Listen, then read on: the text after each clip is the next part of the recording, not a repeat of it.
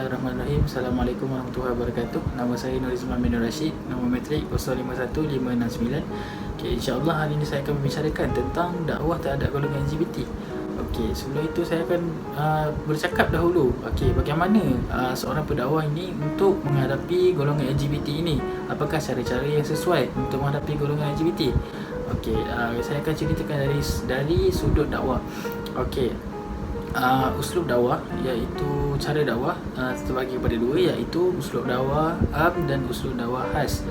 Okey, uslub dakwah umum ialah dakwah yang melibatkan pemilihan isi untuk disesuaikan dengan sasaran, pemilihan saluran dan media untuk disesuaikan dengan sasaran, dan pemilihan bentuk penyampaian yang lebih menarik sasaran.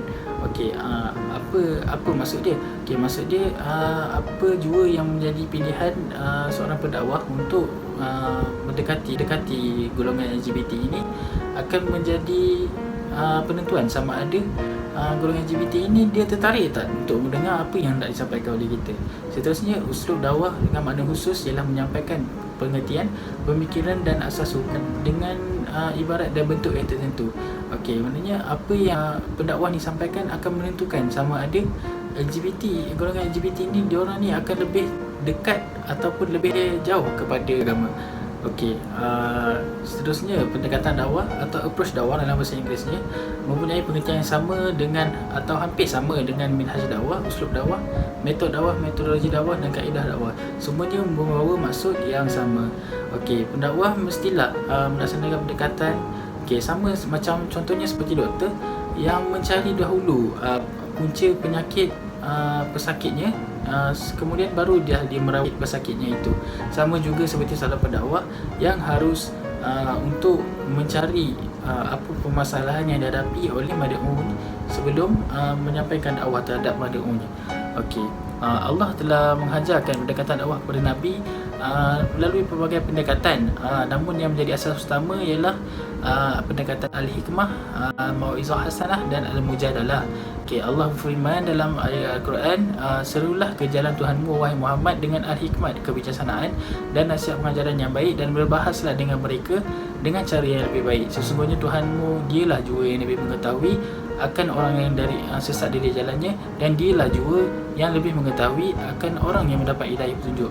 Surah An-Nahl ayat 125. Okey, melalui tiga cara ini, hikmah, mau'izah hasanah dan mujadalah.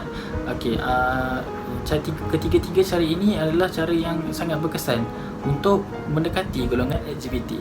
Okey, apa itu golongan LGBT dan bagaimana cara untuk mendekati golongan LGBT? Okey, kita akan pergi kepada video yang seterusnya. Lesbian, gay, bisexual, transgender atau akronimnya LGBT dianggap sebagai satu cara hidup yang bertentangan dengan fitrah. Allah Subhanahu Wa Taala telah menciptakan fitrah, iaitu lelaki berpasangan dengan wanita. Begitu juga dengan haiwan dan binatang. Jantan itu pasangannya adalah betina.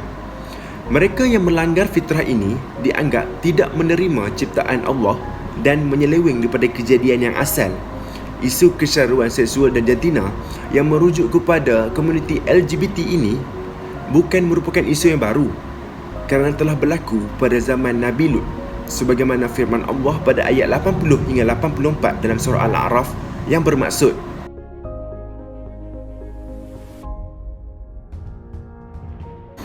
kaum Nabi Lut ni kaum yang pertama yang melakukan jenayah homoseksual. Laki beringinan dengan laki, perempuan beringinan dengan perempuan, laki beringinan dengan laki dan perempuan melakukan seks bebas dengan laki dan perempuan. Lalu Allah pun memutuskan Nabi Lut untuk berdakwah kepada kaumnya lah, untuk mengajak menyembah hanya Allah Subhanahu Wa Taala dan meninggalkan apa yang Allah larang. Tapi usaha Nabi Lut, dakwah Nabi Lut ni, kaum dia tidak mengendahkan apa-apa pun.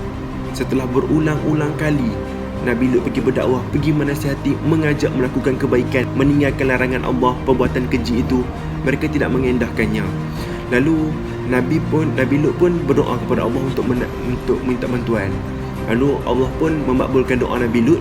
Dia mengutuskan malaikat untuk menimpakan azab kepada kaum Nabi Lut yang kuat itu. Apa itu lesbian?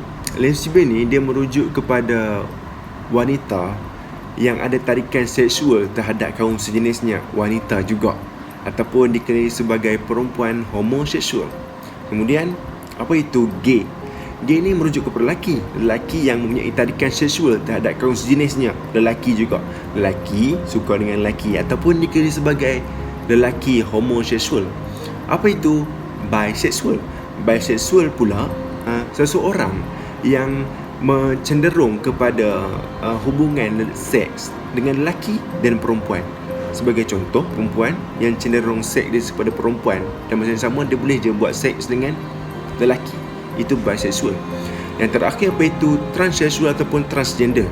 Transgender ni seorang lelaki ataupun perempuan yang dia ada perasaan ataupun dia nak berketerampilan sebagai anggota jantina yang lain. Satu lagi itulah, contohkan dia perempuan, dia ada keinginan nak berketerampilan seperti lelaki.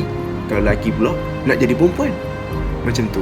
Dan kadang-kadang ada setengah individu yang sanggup melakukan pembedahan untuk menukar jantina. Seperti yang viral sekarang, orang tahulah, semua tahu di Malaysia viral Nur Sajat ataupun nama sebenarnya Muhammad Sajat Kamaruzzaman. Dia merupakan transgender ataupun transseksual yang sanggup melakukan pembedahan untuk menukar jantina. Okey, oleh demikian, apakah pendekatan dakwah ataupun cadangan yang sesuai yang mampu kita nak ubah perjalanan hidup mereka ni, golongan-golongan ni, LGBT ni, untuk menjadi lebih baik ataupun kembali kepada jalan yang benar, jalan yang asal, berlandaskan ajaran Allah Subhanahu Wa Taala. Assalamualaikum warahmatullahi wabarakatuh. Nama saya Wan Abdul Fattah bin Ibrahim, nombor metrik 050894. Kita akan membincangkan mengenai bagaimanakah pendekatan yang sesuai terhadap golongan-golongan LGBT ini. Yang pertama adalah melalui pendekatan qaulul layyin, iaitu pendekatan secara lemah lembut. Seperti yang kita boleh lihat, Ustaz Ibliu, bagaimana beliau mendekati golongan-golongan LGBT ini. Dan saya juga tidak suka kepada mereka yang menyalahi orang lain apabila benda ni berlaku. Sedangkan golongan ini berjiwa lembut sebenarnya. Jadi mereka akan tertarik dan akan berubah melalui dengan cara kelembutan.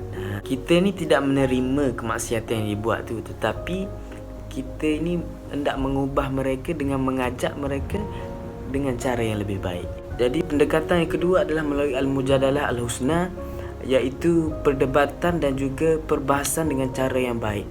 Jadi apabila pendakwah itu menguraikan sesuatu masalah, jadi mad'u itu akan serta-merta akan melontarkan pelbagai persoalan bermain di minda mereka yang mungkin agak keterlaluan, tetapi pendakwah itu perlu menjawab dengan menggunakan huraian hujah yang bernas dan juga gaya penyampaian itu yang sesuai dengan gaya bahasa yang mudah difahami bagi mad'u itu. Kemudian berkaitan dengan diskriminasi terhadap golongan ini, mungkinlah antum semua akan melakak Sajak tu macam mana boleh menari sana, menari sini, Syafiq Ilyas berjaya menjual produk. Tapi sebenarnya mereka adalah golongan yang dikatakan telah sukses dalam bidang perniagaan. Tapi dari sisi yang lain, ada di antara golongan ini susah untuk mendapatkan kerja disebabkan oleh fizikal mereka sendiri. Dan juga diskriminasi mengenai golongan ini hendak membuat loan untuk membuat rumah dan sebagainya. Dan pegawai itu mungkin ada hujah mereka sendiri, menganggap mereka itu akan bersekongkol dengan kaum Nabi Lut yang dilaknat oleh Allah Subhanahu Wa Taala. Tapi mereka juga adalah manusia biasa seperti kita.